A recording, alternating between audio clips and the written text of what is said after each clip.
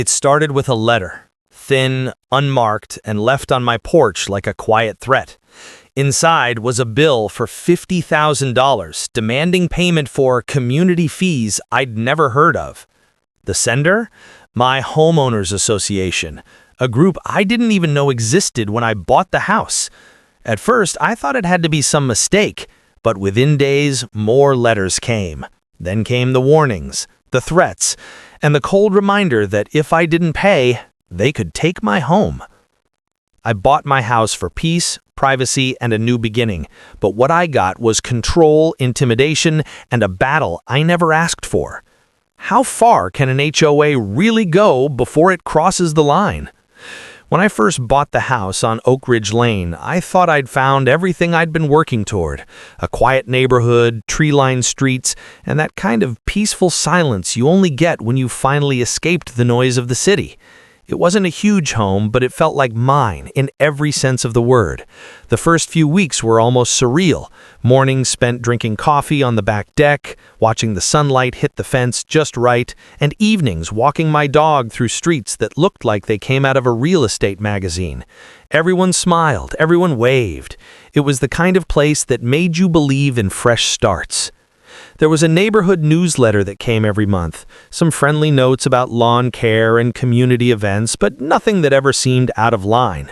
A few people mentioned the Homeowners Association, the HOA, but I barely gave it a thought. I paid the small annual fee listed in the welcome packet and figured that was the end of it. It all felt so normal, so routine, that I didn't realize how much power that one organization held. The first sign that something was off came in the form of a small typed note taped to my garage door. It wasn't signed, just stamped with the HOA's letterhead. Your exterior paint color does not comply with community guidelines. Please correct within 10 days to avoid penalties. The paint color? The exact same beige it had been when I bought the place. The same beige every other house on the block seemed to have. I called the number listed at the bottom, thinking it would be an easy fix, a quick clarification, maybe even a mistake. But the woman on the other end just said, "We'll look into it," before hanging up. After that, I started noticing other little things. A notice about my trash cans being visible for too long. A letter reminding me to keep my lawn uniformly trimmed. Then another saying my mailbox post was non-compliant. It was the same post that had been there for years. I'd even seen it in old photos from the property listing. Still, the notes kept coming. Neighbors didn't talk much about it, but I could feel the tension under the surface. A few times I'd catch someone glance at my yard, then quickly look away when I waved. One older couple down the street quietly told me it's better not to get on their bad side. They didn't say who they were, but I didn't have to ask. At first, I brushed it off as overzealous rule enforcement. Annoying, sure, but harmless. Still, something about it didn't sit right. The tone of those letters weren't neighborly. They felt personal, targeted, like someone on that board had singled me out. I didn't know it then, but those small, quiet warnings were just the beginning. The paint color, the mailbox, the grass, they were nothing compared to what was coming next. Because soon, that same HOA would send me something that would change everything. A demand for $50,000 in back fees tied to rules and records I'd never seen before. And when I started asking questions about where that number came from, I'd find myself caught in something much darker than a simple paperwork mistake. A system built to keep homeowners silent, obedient, and paying. I had no idea that the dream home I'd worked my whole life to afford was about to turn into a battleground, one I couldn't walk away from. At first, the $50,000 bill looked like a typo. I checked the dates twice, flipped through every page, even called my real estate agent to make sure this wasn't some old debt that had followed the property. But the HOA letterhead was real, and at the bottom, in neat legal print, was a threat of lien and foreclosure. I'd owned the house for less than a year, and already they were claiming I owed more than half its value. When I called the number on the invoice, nobody answered. The voicemail box was full. Emails bounced back. Finally, after 3 days, a woman from the HOA replied with a single line. "All charges are valid per community bylaws." No explanation, no breakdown, just a wall of silence. That's when the notices began to multiply. One for unauthorized modifications, another for improper landscaping. Each came with a fine, $100, $500, then $1,000. They arrived weekly, sometimes daily, slipped under my door like silent accusations. When I tried to reason with the board, they said all meetings were closed to non-members in good standing, and because of the unpaid balance, I was not in good standing. I started talking to neighbors, but most of them shut their doors politely. A few whispered warnings, "Don't stir things up." One older resident told me the last person who fought the board had their fence torn down by anonymous volunteers. Another said the HOA president worked in real estate law and always won. Every story felt exaggerated until I saw the fear in their eyes. Still, I couldn't just let it go, so I began keeping records. Every letter was photographed, time-stamped, and stored in a binder. I printed every email, every voicemail transcription. I even started noting the dates the compliance officer car cruised past my home, always slowing down, always taking pictures. Then one morning, I found something new. A bright orange notice nailed to the front post. Property subject to lien filing. My stomach dropped. That was the moment it stopped feeling bureaucratic and started feeling personal. The HOA's list of infractions grew absurd. They fined me for wind-blown leaves from the public sidewalk. They said my backyard shed, which had been there long before I moved in, was an unauthorized structure. When I asked for the original approval forms, they said the documents were missing from archive, conveniently missing. I decided to dig deeper. I spent nights combing through county property records, searching for any mention of these supposed back fees. Nothing. Then I looked at the HOA's own filings with the state. Turns out their annual report was overdue by 2 years. The registered agent address? The same home as the HOA president. That's when the pieces started fitting together. The president wasn't just enforcing the rules, he was the rules. He'd been billing homeowners for maintenance reserves and community improvements that never happened. A few neighbors quietly admitted they'd been pressured into paying questionable fees just to avoid conflict. I filed a public records request for the HOA's bank statements. It took weeks, but what I found made my hands shake. Payments marked as contractor expenses were going to a small business owned by the president's brother-in-law. Landscaping contracts, painting, even security patrols, all funneling money to the same family circle. The more I learned, the more the harassment ramped up. Anonymous complaints about noise I never made. Letters accusing me of disrespecting community representatives. Someone even scratched my car in the driveway one night. No witnesses, no proof. Just the message, stop digging. I started documenting everything on video. Hidden cameras near the porch, dash cam running 24/7. It wasn't paranoia anymore, it was insurance. One evening, I came home to find an envelope taped to my door marked Final Notice. Inside was a hearing date, an emergency session where the board would vote to authorize foreclosure if I didn't pay immediately. No explanation, no opportunity to defend myself, just a single line, failure to appear constitutes admission of debt. That night I didn't sleep. I sat at the kitchen table with the binder open, flipping through months of letters, photos, and invoices. Somewhere in those pages was the truth, the proof I needed to expose what they were doing. Then I noticed something small but strange. Each invoice had the same signature at the bottom, the treasurer's name, but the handwriting didn't match the official forms filed with the state. I pulled up the incorporation paperwork again. Different ink, different slant, even a different middle initial. It wasn't just mismanagement, it was forgery. The next morning, I drove to the county records office and requested copies of every HOA lien filed in the last 5 years. Half of them used that same signature. That meant homeowners were losing property based on fraudulent documents. That was the moment the frustration turned to resolve. I reached out to a local investigative reporter who covered housing issues. I didn't tell him everything, just enough to get his attention. When he saw the forged signatures and missing funds, he agreed to look deeper. But he warned me, if they catch wind of this before we verify, they'll bury you in lawsuits. So I played along, paid small fines to stay off their radar, nodded politely at board members, acted like I'd given up. Behind the scenes, I worked with the reporter to trace the money trail. We found shell accounts, invoices paid to non-existent vendors, and emails from the president's personal address authorizing special assessments. Weeks later, an unmarked car parked near my house for 2 nights straight. No plates, just idling.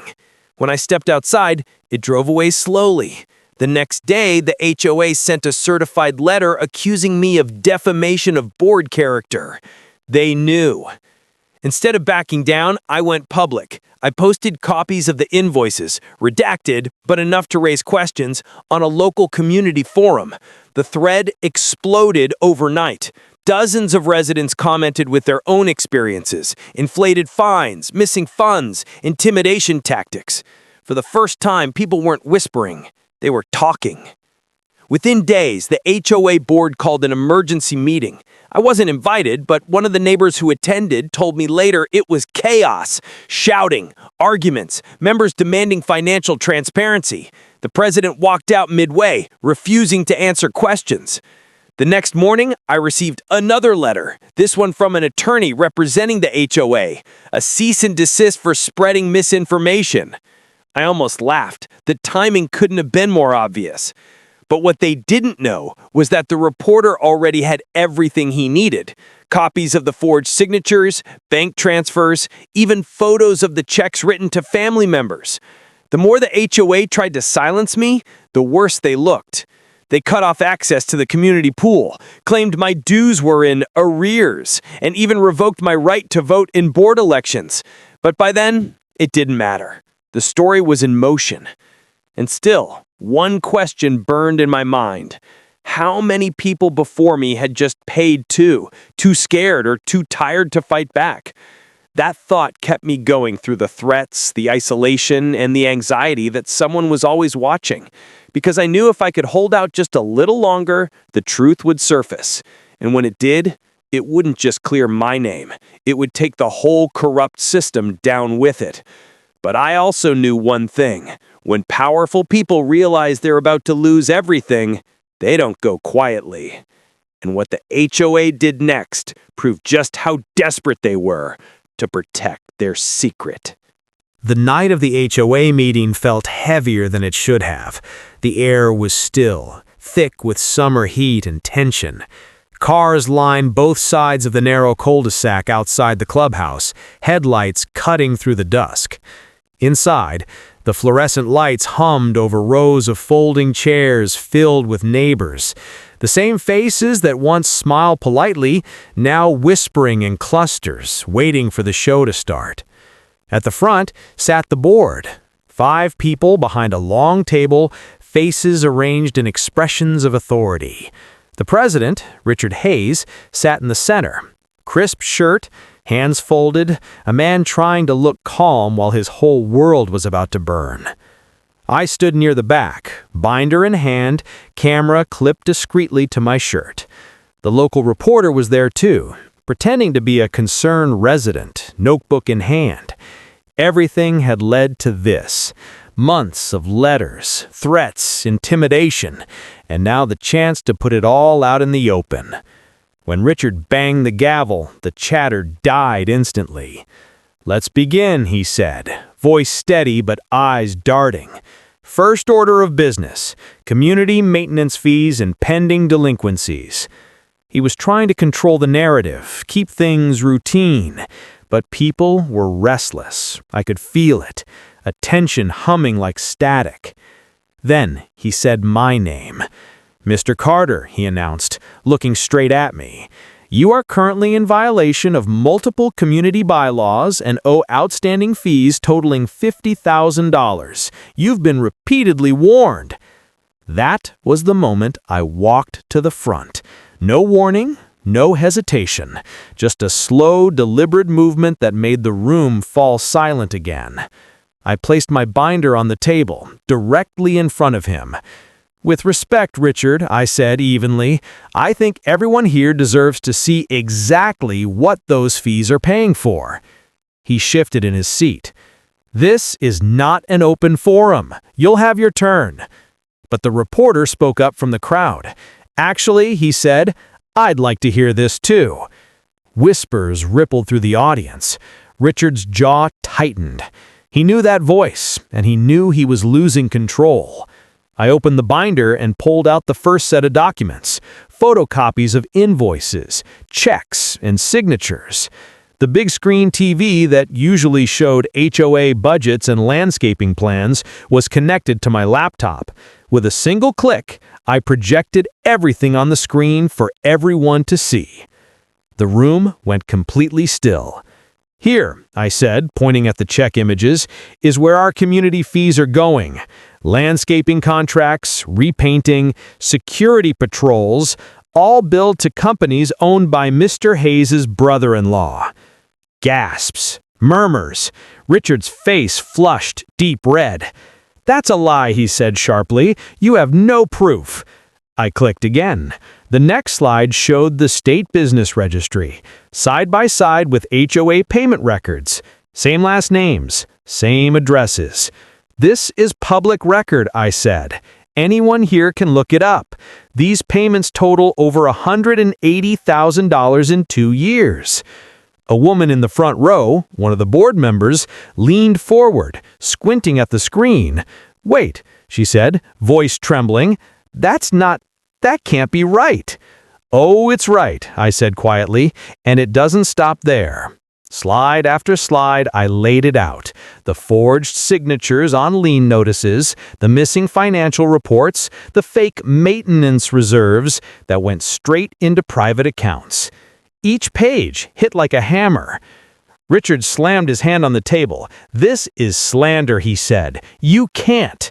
I didn't look away. You've been threatening to take my home. You've harassed me for months. You've forged documents in this community's name. I can, and I just did. The room erupted. Neighbors shouting, demanding answers. Others pulling out their phones, recording everything. One man stood up and yelled, "You fined me $3,000 for a fence color. Where did that money go?" Richard tried to speak, but his voice drowned under the noise. The board members turned to each other, whispering frantically. Two of them looked pale, one visibly shaking her head. The unity that once kept them untouchable was crumbling in real time. Then, through the chaos, the reporter stood up. For transparency, he said, my station has independently verified these documents. A story is going live tonight. You could have heard a pin drop. Richard froze, lips parting slightly, like his mind couldn't process what he just heard. Someone in the back whispered, "Oh my God." The reporter continued, "We reached out for comment, but the HOA declined. The segment airs at 6. Richard's composure shattered. He pushed back from the table, shouting, "This meeting is over! This is a setup!" But no one moved. Dozens of neighbors stood up, not leaving, but surrounding the table, voices rising in unison. Years of quiet frustration boiling over all at once. "Where's our money? You've been robbing us! Resign, Richard!" He tried to leave, but the crowd blocked his path. The treasurer, the one whose signature appeared on the forged documents, began crying softly, whispering that she didn't know. Another board member pulled out her phone and started dialing, probably her lawyer. I stayed silent, watching it unfold, every ounce of exhaustion and anger in me replaced by something quieter, relief. When Richard finally pushed through the crowd and stormed out, people began clapping. It wasn't loud at first, just a few hands. Then more joined in, until the room was filled with applause, not for me, but for the truth finally seeing light. The vice president of the HOA, pale and trembling, stood and said, "Effective immediately, I'm calling for an emergency vote to suspend all board operations pending investigation." The cheers were deafening. But beneath that noise, there was still a part of me that didn't trust it.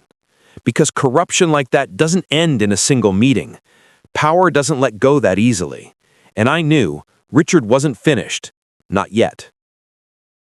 After the meeting, as people spilled into the parking lot, I stood outside watching the lights of the news van across the street. My phone buzzed. A text from an unknown number. "You think you've won?" No name, no follow-up, just that one line. For a moment, the old anxiety crept back, the sense that someone was still watching, that the fight wasn't over. But then the reporter walked up, camera rolling, and asked quietly, "Do you have any comment for the record?" I looked straight into the lens. Homeowners shouldn't have to fight to live in peace. We just want fairness. We just want the truth. Behind us, the clubhouse lights flickered as the board's remaining members left one by one. The neighborhood, the same one that once felt so picture-perfect, looked different now. Not broken, but exposed. Honest. That night, the story aired. Within hours, it spread across social media, picked up by regional outlets. Words like embezzlement and fraud were suddenly attached to Richard's name. Homeowners from nearby communities began sharing their own stories, their own receipts. The ripple effect had begun. But what came after wasn't instant victory. It was chaos. Investigations, lawsuits, accusations flying in every direction. I wasn't done fighting yet. None of us were. Because exposing the truth was only step one. The real question, the one that would define everything that followed, was whether this community had the courage to rebuild what that corruption had destroyed. And that answer was still to come. The night after that meeting, I barely slept. Every time I closed my eyes, I could still see the board president's face, that frozen, colorless expression as my evidence hit the screen, as months of intimidation unraveled in front of everyone. For weeks, I'd lived in fear of that board, of their letters, their threats, their fake fines. Now, suddenly, the power dynamic had flipped. It didn't feel real. I kept replaying it in my head, wondering if they'd find some new way to retaliate, if the fight was really over. But the next morning, the neighborhood was different. It felt lighter. People who'd barely looked at me before stopped to talk. One neighbor, a quiet guy named Daniel who'd lived 2 houses down for nearly a decade, walked up to me as I was getting the mail. He said, "I was scared to speak up. You did what we all wanted to." He handed me a copy of an old HOA letter, one that showed they'd been billing him for maintenance fees on land the association didn't even own. He said, "They did it to all of us."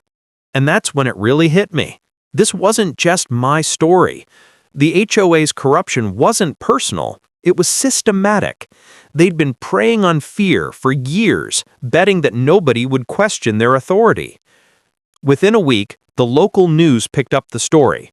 The same recording I'd played at the meeting, where the HOA treasurer admitted to reallocating funds to a discretionary account, became part of an investigative report. The headline read, "Homeowners Association under fire for financial mismanagement and coercion." That's when the dominoes started to fall. The county's Consumer Protection Office launched an audit. The board tried to issue a public statement claiming it was all a misunderstanding, but the documents told another story. Unauthorized transactions, unrecorded fines, and tens of thousands of dollars funneled into personal accounts. Within 3 months, the HOA president resigned. The treasurer followed. 2 others simply disappeared from meetings altogether. It didn't happen overnight, and it wasn't as simple as good guys win, bad guys lose.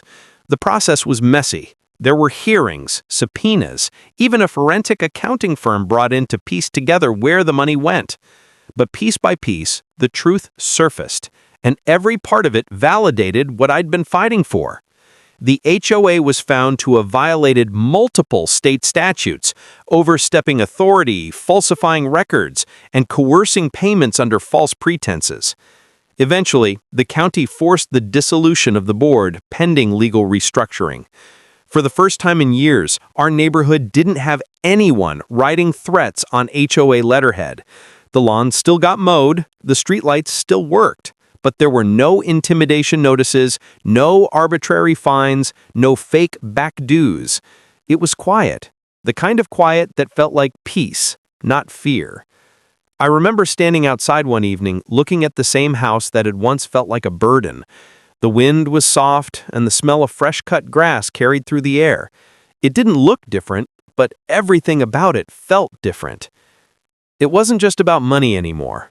That $50,000 back fee they'd tried to force on me had turned into something else, a symbol of control, of arrogance, of how easily power can twist a small community into silence.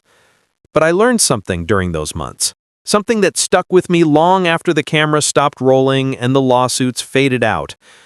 Corruption doesn't always come with flashing lights and headlines. Sometimes it wears a smile, hosts a barbecue, and sends you a friendly reminder letter. It hides behind policy and procedure. It counts on your exhaustion. And the only thing that breaks it, truly breaks it, is exposure. When the dust settled, a few of us got together and formed a new committee, not an HOA, but a community council, with open meetings, transparent finances, and rotating volunteers. No one had unchecked authority. Every expenditure was public. Every rule had to be voted on by homeowners directly. We weren't perfect, but we were free. Months later, I received an envelope from the county clerk's office, a formal notice that the case against the former board had concluded. The president and treasurer had agreed to restitution, reimbursing nearly $120,000 back to homeowners in the community. Some people even got small checks in the mail, a strange, almost poetic refund for years of stress. For me, it wasn't about the money anymore. It was about reclaiming something I hadn't realized I'd lost. Peace of mind. Because when you live under constant threat, even something as simple as a letter with a logo on it, it starts to wear you down. You start doubting yourself, second-guessing every choice, wondering if maybe you're the problem. But that's what systems like that thrive on: quiet compliance, fear disguised as order. And that's why I tell this story. Not because it's unique, but because it's not.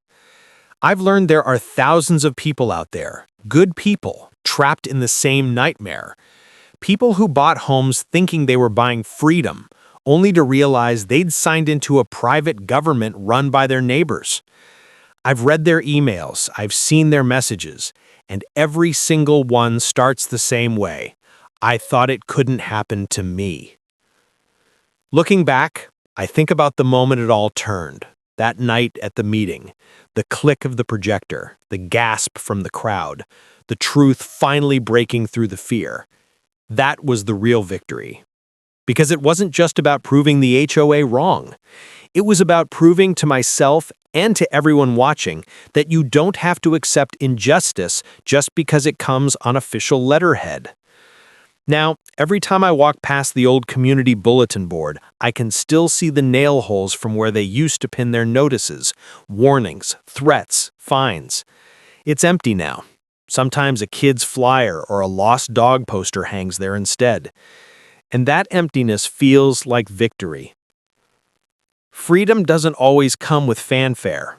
Sometimes it's just a quiet afternoon, a clean slate, and the sound of no one knocking on your door to tell you you're in violation of something absurd.